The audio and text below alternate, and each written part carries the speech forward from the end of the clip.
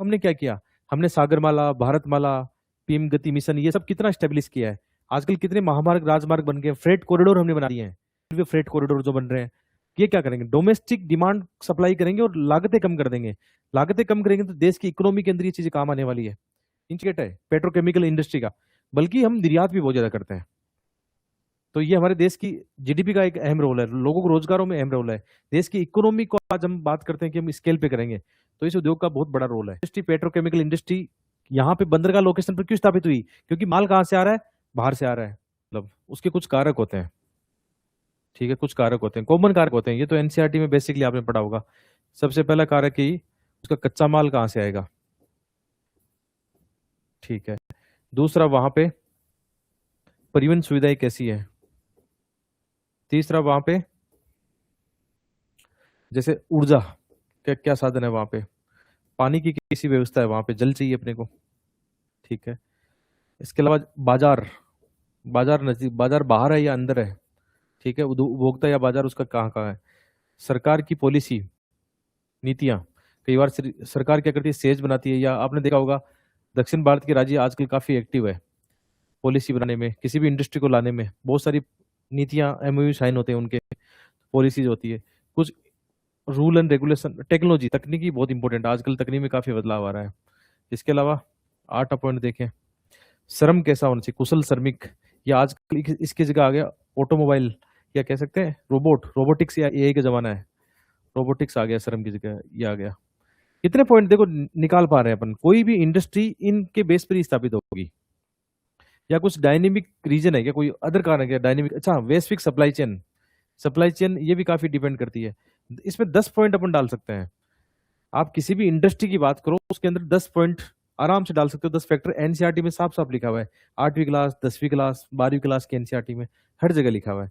और क्वेश्चन आते हैं डायरेक्टली, जैसे लास्ट ईयर एक क्वेश्चन आया था, जो गैर कृषि प्राइमरी उसने पूछ लिया था, गैर कृषि प्राथमिक ये गतिविधियां पूछ लिया था। ये एनसीईआरटी का क्वेश्चन था, बिल्कुल आपके सामान्य नॉलेज से था। मतलब आप जानते हो जो प्राइमरी सेक्टर होता है उसके अंदर कृषि भी आता है, पशुपालन भी आता है, मत्स्य पालन से लेकर मधुमक्खी पालन, ये सारा आता है उसके अंदर। खनन भी उसके अंदर आता है। तो ये सारा किस में आता है, उसमें आता है गैर कृषि, कृषि के अलावा जो गतिविधियां हैं वो उसके अंदर आ जाती है। मतलब तो क्वेश्चन एनसीईआरटी से आते हैं, 15-15 मार्क्स के क्वेश्चन डायरेक्टली आते हैं एनसीईआरटी से। तो यहाँ से ये क्वेश्चन कितनी बार आए हुए हैं ऐसे क्वेश्चन। तो देखो ये फैक्टर है अपने लिए ना। अब सोचो कि ये इसके कारक क्या है, चलो इसको देखते हैं हम। भारत में पेट्रो, सबसे पहले इंट्रो लिखे, तो इंट्रो में हमने पहले ही बात की, तो हमारे पास कुछ डेटा हो। अब आप एनसीईआरटी पढ़ के आए हो, तो एनसीईआरटी के अंदर पेट्रो रसायन उद्योग के बारे में सामान्य जानकारी दी गई है। रसायन उद्योग, उसकी एक परिभाषा और उसके बारे में दिया गया है, और 4 वहां पे लिखा है कि ये 3-4 पेट्रो रसायन उद्योग है, ये एनसीईआरटी में लिखा है। तो आप ये भी इंट्रो में डाल सकते थे, किसी ने एनसीईआरटी का पढ़ा और एनसीईआरटी से आपने ये इंट्रो चुराया तो अच्छी बात है। आपको ये याद नहीं रहता सामान्य क्या है, डेटा, डेटा यूज करो भाई। भारत में हम देखें तो लगभग 8% योगदान है पेट्रो रसायन उद्योग का, किसमें, जीडीपी में, जीडीपी में योगदान है। आज विश्व के हिसाब से देखें, भारत 6th लार्जेस्ट प्रोड्यूसर है किसका, पेट्रोकेमिकल का, इनका पेट्रोकेमिकल 6th लार्जेस्ट प्रोड्यूसर है। एशिया में 3rd स्थान है। इसकी क्षमता प्रति देखें तो लगभग 250 मिलियन एनुअल, मिलियन टन हम उत्पादन कर रहे हैं इसका। ये मतलब बड़ा रोल है। तो डेटा होना बहुत जरूरी है। इंट्रो के अंदर ऐसे क्वेश्चन में डेटा यूज कर सकते हो, सामान्य इंट्रो लिखो, डेटा यूज करो। ये भी याद नहीं रहता तो अभी लिखो कि रिसेंटली क्या हुआ था।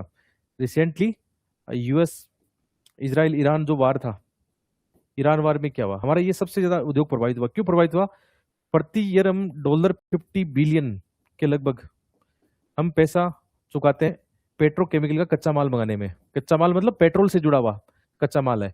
हालांकि हम यहाँ से रिफाइनरी प्रोडक्ट निर्यात करने के मामले में बहुत अच्छे लेवल पे हैं।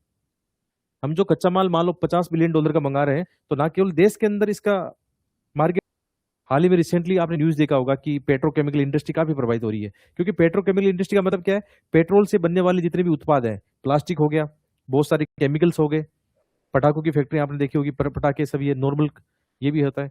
इसके अलावा पैकेजिंग का जो सामान बनता है, रोड बनती है, डामर वगैरह, ये भी उसी का उत्पाद होते हैं। बहुत सारी चीजें इसमें, पॉलीथीन से लेकर सिंथेटिक रेसे से लेकर, बहुत बड़ी वाइड इंडस्ट्री है।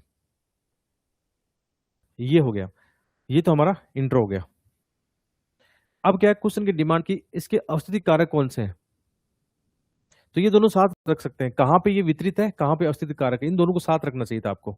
पहली डिमांड है अवस्थिति कारक, अवस्थिति कहाँ पे स्थित है, प्लस वितरण, तो वो सेम ही बात है, वितरण और अवस्थिति कारक सेम ही बात है, जो बहुत ज्यादा फर्क नहीं पड़ता इससे, कहाँ कहाँ अवस्थिति कारक है। तो ये सारे कारक है ना एक साथ ले सकते हैं। जैसे हमने लिया पहला कच्चा माल, कच्चा माल लिया हमने, तो कच्चा माल कहाँ से आएगा, कच्चा माल हम ज्यादातर बाहर से मंगवा रहे हैं, जैसे मिडिल ईस्ट से मंगवा रहे हैं, है ना।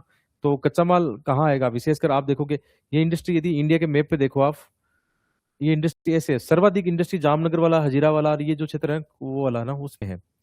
और फिर महाराष्ट्र के अंदर भी इंडस्ट्री काफी अच्छी है। इसके अलावा पश्चिम बंगाल हल्दिया भी है, पारादीप भी है, विशाखापट्टनम वाला बेल्ट है, उत्तर प्रदेश में पटाखों वाले बेल्ट है, इधर मतलब पंजाब हरियाणा के अंदर भी बहुत सारी सिंथेटिक ये सब है। इंडिया का मैप भी बनाना चाहिए था इसमें, लेकिन 60% वाला 60-70% ये है वेस्टर्न कोस्ट, पश्चिमी जो तट है, क्योंकि कहाँ से आ रहा है, मिडिल ईस्ट से आ रहा है ज्यादातर केमिकल। यहाँ पे कांडला बंदरगाह जामनगर ये सब है ना, बंदरगाह अवस्थिति लोकेशन है, तो कच्चा माल यहाँ पे होगा, तो ज्यादातर इंडस्ट्री कहाँ पे स्थापित होगी, क्यों उस माल को अंदर ले जाए। वैसे भी ये केमिकल हजार्ड वाला है, काफी इसके रूल एंड रेगुलेशन, इन्वायरमेंट के नियम फॉलो करने पड़ते हैं।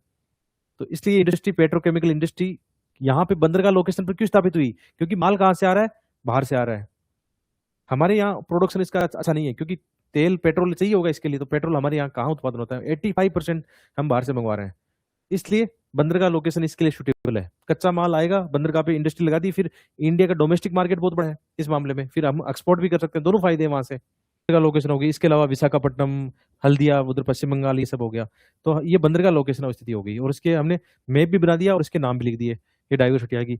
इसके अलावा इस फॉर्मेट को और कहाँ स्थापित करें, कच्चा परिवहन हो गया, परिवहन के अंदर आजकल ये जहाज से, इनसे अपन क्या कर सकते हैं, फास्टली परिवहन कर सकते हैं। इसके अलावा भी भारत के आंतरिक जैसे बंदरगाह पे हमने लोकेशन, यहाँ अच्छे जहाज है हमारे पास, और अंदर की तरफ हमने क्या किया, हमने सागरमाला, भारतमाला, पीएम गति मिशन, ये सब कितना स्टेब्लिश किया है। आजकल कितने महामार्ग राजमार्ग बन गए, फ्रेट कॉरिडोर हमने बना दिए हैं, तो मतलब बहुत सस्ता पड़ेगा, लागतें कम हो जाएगी। इसलिए हम बंदरगाह भी यदि कोई इंडस्ट्री स्थापित करेंगे पेट्रोकेमिकल की, क्योंकि भारत तो बहुत बड़ा है, भारत का मार्केट बहुत बड़ा है, हमें खुद को चाहिए माल पहले, है ना। तो ये सब काम आपको लिखना होगा इसमें, भारतमाला से लेकर सागरमाला, ये सारा लिखो, ये बड़े बड़े राजमार्ग, रेलवे फ्रेट कॉरिडोर जो बन रहे हैं, ये क्या करेंगे, डोमेस्टिक डिमांड सप्लाई करेंगे और लागतें कम कर देंगे। लागतें कम करेंगे तो देश की इकोनॉमी के अंदर ये चीजें काम आने वाली है। इन चीजों को इंटीग्रेट करा करो थोड़ा सा, है ना, इंटीग्रेट कर लिखा करो। चलो परिवहन आ गया, इसके अलावा देखो इसको लाओ, जैसे यहाँ पे लिखा हुआ है नीति, राज्यों की नीतियां। अब आप सोचो किसी राज्य ने घोषणा की कि आप हमारे यहाँ आके ये पेट्रोकेमिकल इंडस्ट्री लगाओ, अक्सर साउथ वाले आंध्र प्रदेश ये करते हैं ऐसा, साउथ वाले स्टेटों को देखा होगा आपने, गुजरात को देखा होगा, वहां पे अलग अलग सेज बन रहे हैं, ये बन रहे हैं पॉलिसीज। आप आओ यहाँ पे एफडीआई 100% एफडीआई है इसमें, आपके लिए प्लग एंड प्ले, ये कीवर्ड लिखा करो, प्लग एंड प्ले। आप आओ धंधा शुरू करो, हम इंफ्रास्ट्रक्चर बना के देंगे आपको, ऑलरेडी हब बना हुआ है यहाँ पे, बस आप तो निवेश करो आके, और आपको कोई रेगुलेशन, ईज ऑफ डूइंग वाली चीजें आके बस बिजनेस स्टार्ट कर दो। इवन आपको हम वो भी देंगे, भारत सरकार बोलती है ना कि हम सब्सिडी भी देंगे बहुत सारी चीजों में, जैसे पीएलआई स्कीम है ना, वो भी सरकार की योजना नीतिगत में आ जाएगी ना, पीएलआई स्कीम भी आ जाएगी, सेज भी इसमें आ जाएगा, प्लग एंड प्ले। ये जितने भी कीवर्ड्स है ना, इनको सही ढंग से यूज करो, इंटीग्रेट करो अपने आंसर को, आप वो कर दो। ठीक है, नीतियां देखो, ये फॉर्मेट जैसे मैंने आपको, ये एनसीईआरटी का फॉर्मेट है, इसको हम अप्लाई कर देंगे किसी भी इंडस्ट्री पर, मैप बनाएंगे, डेटा देंगे, सब देंगे, अपने आप आ जाएगा। ठीक है, इसके अलावा टेक्नोलॉजी, आजकल रिफाइनरी के लिए टेक्नोलॉजी बहुत चाहिए होगी ना, तो उसके अंदर क्या क्या उसका यूज करो आप। ठीक है, श्रम, मानव संसाधन श्रम, आप देखो मतलब सस्ता श्रम मिल जाएगा इधर इस वाले बेल्ट में, गुजरात वाले बेल्ट में राजस्थान से बहुत सारे श्रमिक आते हैं यहाँ पे।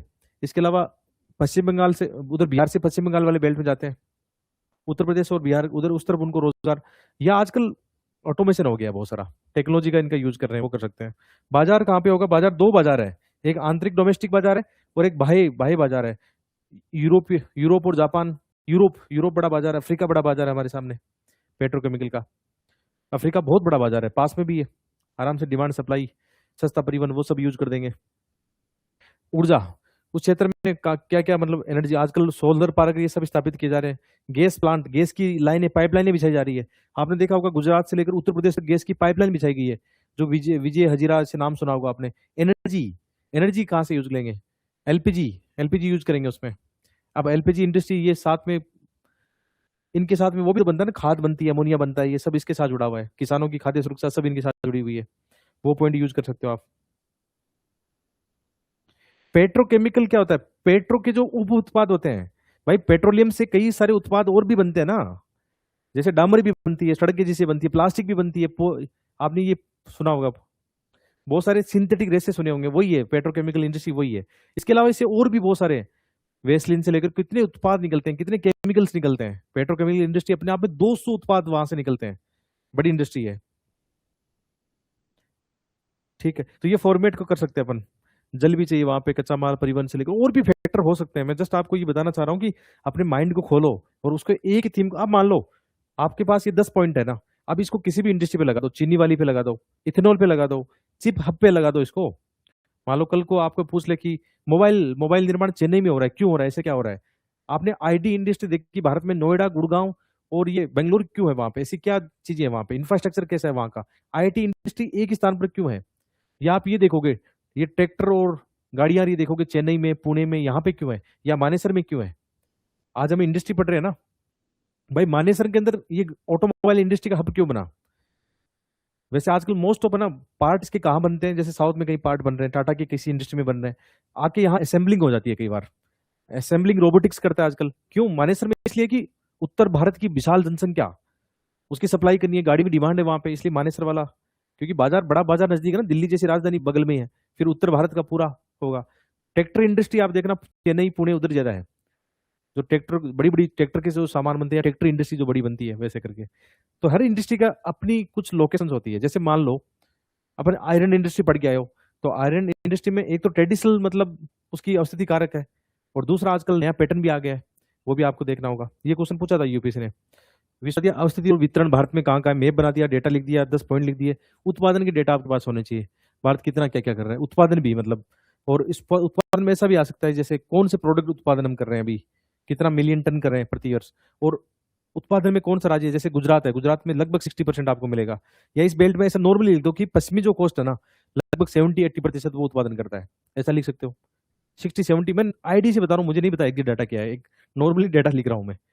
और आंसर आंसर राइटिंग लिखते समय हर चीज याद नहीं होती है, हर चीज डेटा याद नहीं होती, लेकिन जो चीजें पड़ी होती है ना, कॉन्फिडेंस के साथ उसको लिखो, लमसम लिखो, तुक्का तो नहीं लगा ना, लेकिन लमसम उसके आसपास कुछ लिख सकते हो।